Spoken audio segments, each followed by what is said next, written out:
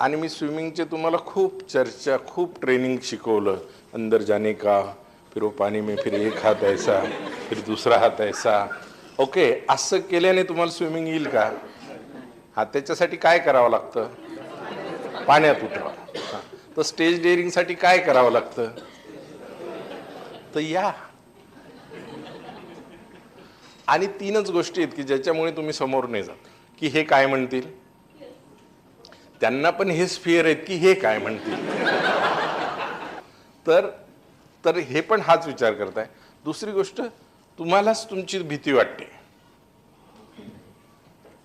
Human beings are afraid of themselves. This is natural.